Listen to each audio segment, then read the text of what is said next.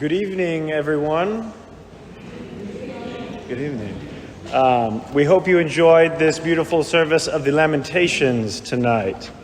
Tonight's service is probably one of my favorite services of the entire year. Even though we only chant these hymns of the Engomia at the tomb of Christ once a year, everyone remembers the tune to these hymns, and I have fond memories as a kid of my dad leading his church in the hymns, and he chants them so loudly and strongly that he shakes the walls with his voice. These tunes at the hymn are very powerful if you pay attention to the words, and so is this entire service. Now, the focus of today's service is the tomb of Christ. Our symbol of the tomb of Christ is the wooden kuvuklion in our church that the ladies decorated so beautifully just this morning, as a matter of fact. So this is the symbolic tomb of Christ. But now let's talk about the real tomb of Christ for a moment. The real tomb of Christ exists in Jerusalem today, in the church built on the site of Christ's crucifixion. Christ was crucified at the top of a tall hill, and at the bottom of the hill is where his tomb is. The tomb was placed at the base of the hill so that a large stone could be rolled from the top of the hill, and it would rest securely covering the tomb. It is said that it would take several men to roll this stone up the incline. So in other words, once this stone rolled down, it wasn't going anywhere. In other words, if someone had been inside of this tomb, there was no way they could get out. We hear in today's gospel reading about the Pharisees who are adamant about covering and sealing the tomb so that Jesus' disciples could not fake his resurrection. So the corrupt Pharisees go to Pontius Pilate saying, "Sir, we remember how that impostor said while he was still alive, 'After 3 days I will rise again.' Therefore, order the sepulchre to be made secure until the third day, lest his disciples go and steal him away. And tell the people he has risen from the dead, and the last fraud will be worse than the first." And Pilate says to them, "You have a guard of soldiers. Go make it as secure as you can." So they went and made the sepulchre secure by sealing the stone and setting a guard. So in addition to the stone, they placed a Roman seal around the tomb. Now this seal was made of a soft clay substance and stamped with the Roman imperial seal. It was secured with a rope to the stone that blocks the tomb's entrance.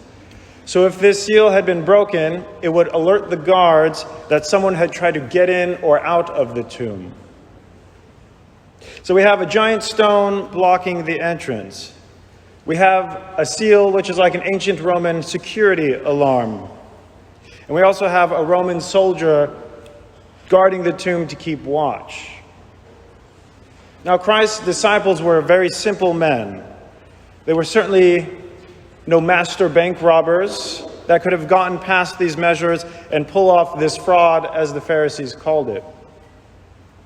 And today you can actually visit the tomb of Christ at the Church of the Holy Sepulchre in Jerusalem. It is a very grand tomb. On the outside it is massive. And after years it has been decorated and renovated over and over. From the outside it is an amazing sight to behold. So on my trip to the Holy Land myself, I was very anxious to finally see this tomb. I could not wait to go inside. And our tour guide had prepped us on every site that we visited on the trip, and he was a brilliant man himself. He's actually educated at the same theological school as the Patriarch of Jerusalem. However, he decided to become a tour guide. This man knew everything about every site we visited on the trip. He was brilliant. And when it came time for us to finally enter the tomb, he simply sat off to the side and waited for us to go in by ourselves. The line was very long, but we all waited, of course. And after an hour or so, it was finally my turn to enter. I stepped inside, and to my surprise, there was nothing. As grand and as decorated as the outside of the tomb was, the inside was completely bare, empty, nothing to see except 4 stone walls. So I exited the tomb, and I went to where our tour guide was, waiting for us. "So what did you think?" he asked me. I said, "There's nothing in there." The tour guide smiled, and he said to me, "Exactly." That's when it hit me. The whole of our Orthodox faith is symbolized by this empty tomb. The Son of God becomes man. This innocent man was sentenced to death by the people he came to save.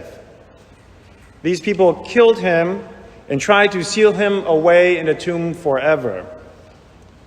But Christ defeated death. Death, the thing that we are all most afraid of, the thing that we will go to any length to avoid, to prolong, to put off. Our greatest weakness and fear is defeated by Christ when he leaves his tomb empty. In other words, the strongest forces on earth, the Roman Empire, the giant stone, all the hatred swirling around the people back then, the strongest powers on earth are powerless over Jesus Christ. Tonight's service is a reminder of this. 2,000 years later, here we are celebrating these very events with these hymns and this beautiful service. Though church and our faith can be overwhelming to think about sometimes, it's really quite simple when we think of the empty tomb of Christ. This is what it's all about. The Son of God came to show us a better way of life, the only way of life. And even when he was put to death and sealed in a tomb for doing so, he rises to save us. And today we chant the Engomia or Lamentation hymns in celebration of this. And as one of the Engomia themselves says, "Singing hymns, O Christ, all the faithful people now sound forth the praises of your crucifixion and burial, for by your entombment we are freed from death." Amen.